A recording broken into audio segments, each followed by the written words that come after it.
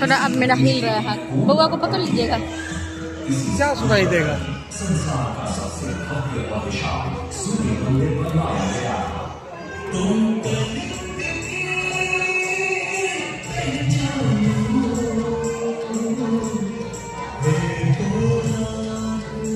हो रहा है, दिख रहा है रुद्र।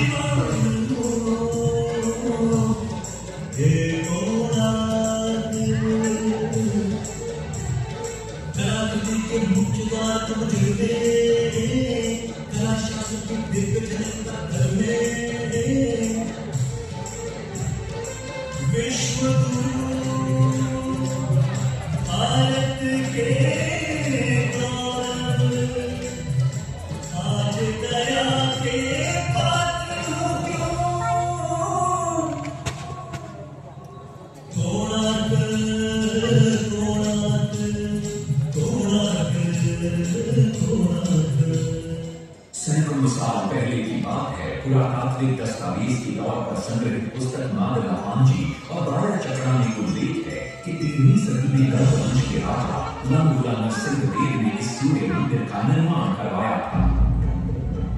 नरसिंह देव युद्ध में बड़े कुलीन और शक्तिशाली थे और मात्र 18 साल की उम्र में वे अपने पिता राजा अनंग भीम देव की विशाल सेना के प्रधान सेनापति नियुक्त कर दिए गए थे।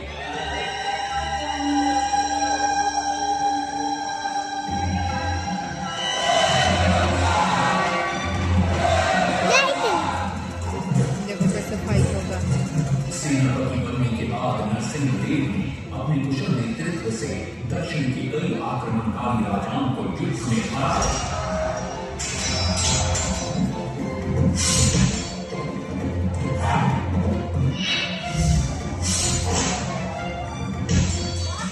और उनके राजकोष पर कब्जा कर लिया।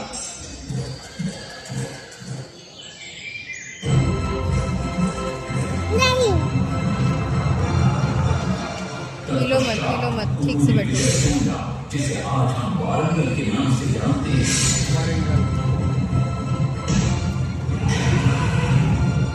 कि काकतीय वंश के राजा गणपति को परास्त किया और उनके राजकोष पर भी कब्जा कर लिया। 3 वर्षों तक निरंतर युद्ध के पश्चात जब बहुत सारी धन रुद्र तुम हिलता क्यों है? तो राजमहल में उनका भव्य स्वागत हुआ।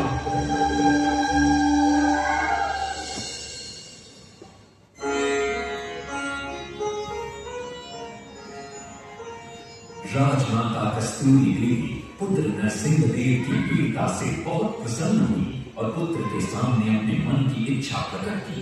कहा, तुम्हारे पिता ने शंख क्षेत्र पुरी में भगवान जगन्नाथ का भव्य मंदिर बनवाया है। मैं चाहती हूँ कि तुम पद्म क्षेत्र कोणार्क में उससे भी भव्य और विशाल सूर्य मंदिर बनवाओ। किंतु नरसिंह देव माता से प्रति प्रश्न करते, सूर्य मंदिर ही क्यों, और वो भी कोणार्क में? तब राजमाता कस्तूरी देवी बतलाती, द्वापर युग में भगवान श्री कृष्ण के पुत्र सांब बड़े ही सुंदर और सुकुमार थे। वो नारद मुनि को चिढ़ाया करते थे। एक दिन नारद मुनि ने सांब को सबक सिखाने की योजना बनाई और उन्होंने सांब की सुंदरता की प्रशंसा कर उन्हें गोपियों के साथ जल क्रीड़ा करने को उकसाया। वहीं दूसरी तरफ भगवान श्री कृष्ण को जाकर कह दिया कि सांब अपनी मां समान गोपियों के साथ जल क्रीड़ा कर रहा है। श्री कृष्ण इस बात से बहुत क्रोधित हो जाते हैं और वे सांब को श्राप दे देते हैं, जिस सुंदरता का तुम्हें अभिमान है वो तत्क्षण नष्ट हो जा। सांब को कोढ़ हो जाता जब सांब राजमहल लौटते और मां जामदेवी को ये पता चलता है कि पिता श्री कृष्ण के श्राप की वजह से सांब की ये अवस्था हुई, तो सारी रानियां क्रोधित हो जाती। नारद जी को बुलाया जाता है। वे रोग मुक्ति का उपाय बतलाते। वे कहते हैं, सूर्य की पहली किरण उग्र देश के एक कोण पर पड़ती है जिसका नाम कोणार्क है। शाम को वहीं जाकर सूर्य की आराधना करनी होगी।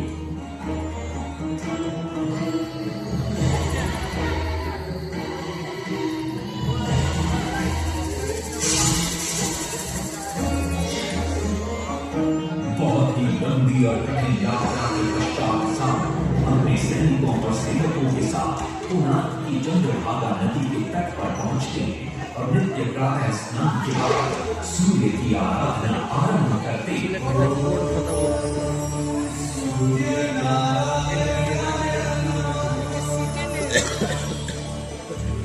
देखो देखो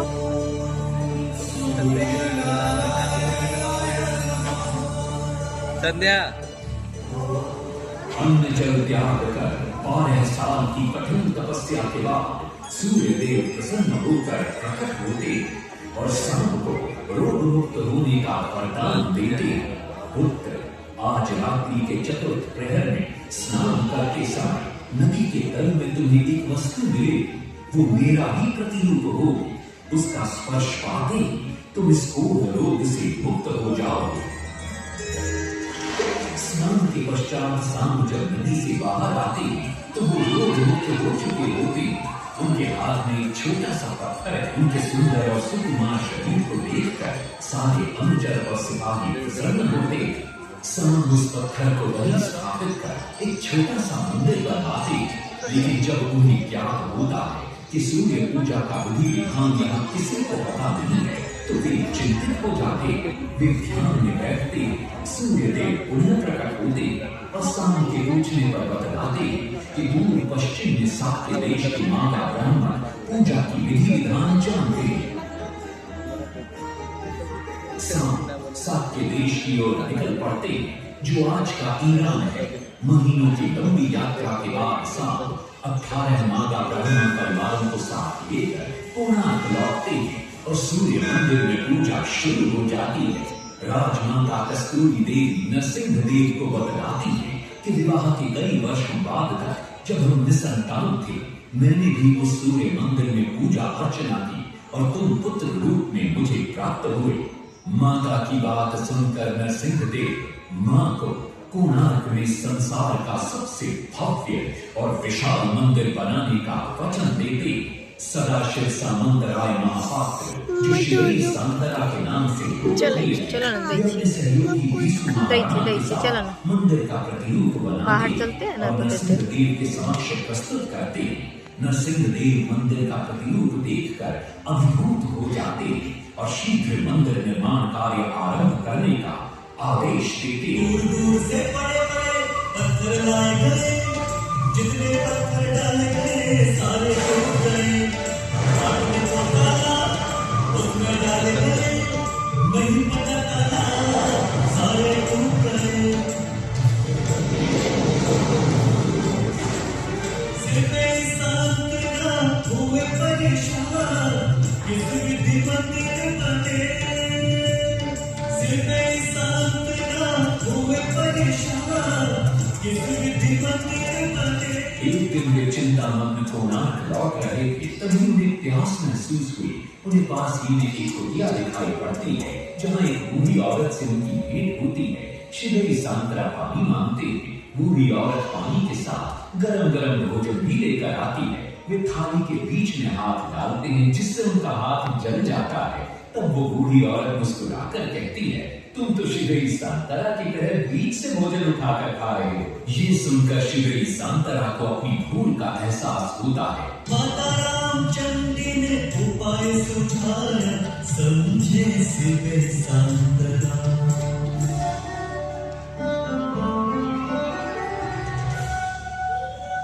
तत्पश्चात वो किनारे से पत्थर डलवाना शुरू करते हैं और मंदिर निर्माण का कार्य तेजी से आगे बढ़ने लगता है। 1200 शिल्पियों ने 12 वर्ष में मंदिर बनाया। घोड़े साथ सजा कर रथ में समय जो चरख बताया।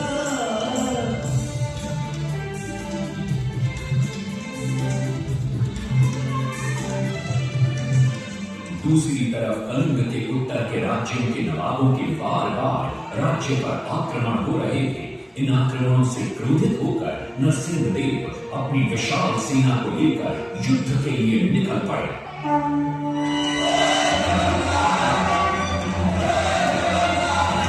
जय जगन्नाथ। देखो देखो देखो, जय जगन्नाथ। देखो मार हो रहा है। हिलो मत रुक। ठीक से बैठे रहो, हिलो मत।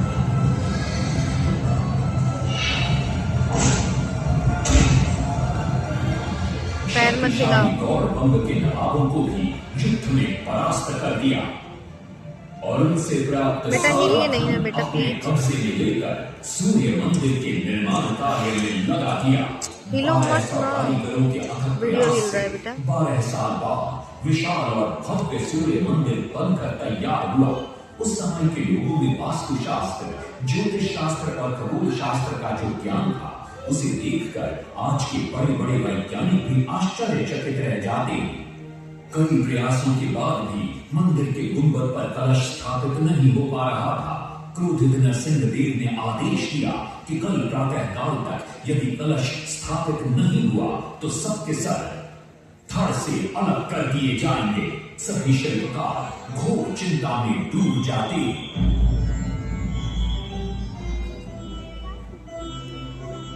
दूसरी तरफ मुख्य शिल्पकार बीसू महाराणा का 12 साल का बेटा धर्मपद सूर्य मंदिर के प्रतिरूप पर कलश बिठाकर प्रसन्न होता है और मां के सामने अपने पिता से मिलने की इच्छा व्यक्त करता है। मां अपने बागीचे के पेड़ पोटली में बांध कर देती है और कहती है, अपने कुत्ते बलिया को साथ लेकर कोणार्क जा।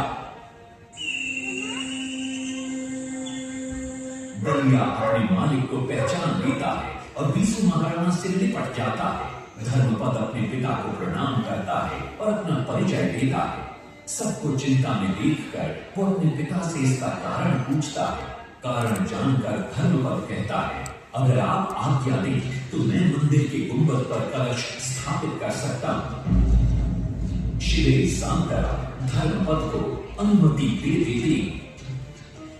धर्मपद गुंबद पर चढ़ जाता है और कुछ ही समय के प्रयत्न के पश्चात वो कलश को स्थापित करने में सफल हो जाता है। गुंबद पर कलश स्थापित होते नीचे गर्भगृह में चारों दिशाओं में लगे चुंबकों के आकर्षण से सूर्य महाप्रभु की मूर्ति शून्य में स्थापित हो जाती है। सब धर्मपद को कंधे पर बिठाकर खुशी से नृत्य करने लगते। तभी कुछ कारीगर इसका विरोध करते हुए कहते, अगर सुबह राजा को ये पता लग गया कि इस बच्चे ने कलश को स्थापित किया है तो किसी का बचना संभव नहीं है, इसलिए धर्मपद को मरना होगा। इस बात से श्री सांतरा बड़े क्रोधित हो जाते हैं। भीषण वाद विवाद छिड़ जाता है। ये सब देखकर धर्मपद गहरी चिंता में पड़ जाता है और वो सोचता है कि यदि मेरे जीवित रहने से इन सब का सर काट दिया जाएगा तो इससे अच्छा है कि मैं आत्म बलिदान कर दूं ताकि सबके प्राण बच जाएं। और उसी पल धर्मपद नवनिर्मित सूर्य मंदिर के शिखर पर चढ़ जाता है।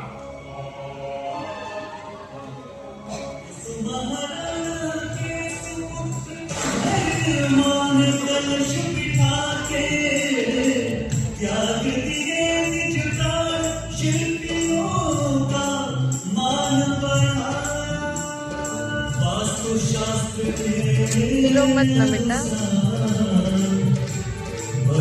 सूर्य मंदिर सूर्य उत्तरायण हो या दक्षिणायन हो, सूर्य उदय की पैर मत हिलाइए बेटा। आज के पहले किरण पड़ती प्रभु के ऊपर।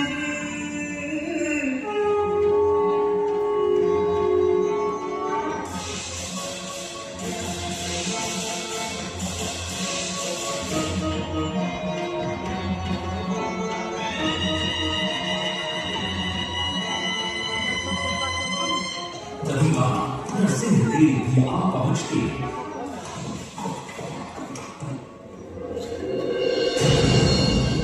और सूर्य महाप्रभु को शून्य में स्थापित देख वे भी आनंद से भर जाते हैं और श्री सांतरा की पूरी पूरी प्रशंसा करते हैं। वो ये भी घोषणा करते हैं कि शुक्ल पक्ष की सप्तमी को मंदिर की प्राण प्रतिष्ठा की जाए। लेकिन श्री सांतरा कहते, राजे तिथि तो अच्छी लेकिन मंदिर की प्राण प्रतिष्ठा के लिए ये शुभ नहीं। किंतु राजा अपनी बात पर अड़ जाते।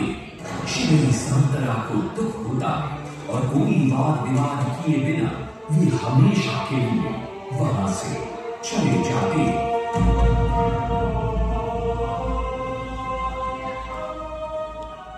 पूर्व निर्धारित तिथि पर मंदिर की प्राण प्रतिष्ठा संपन्न होती है।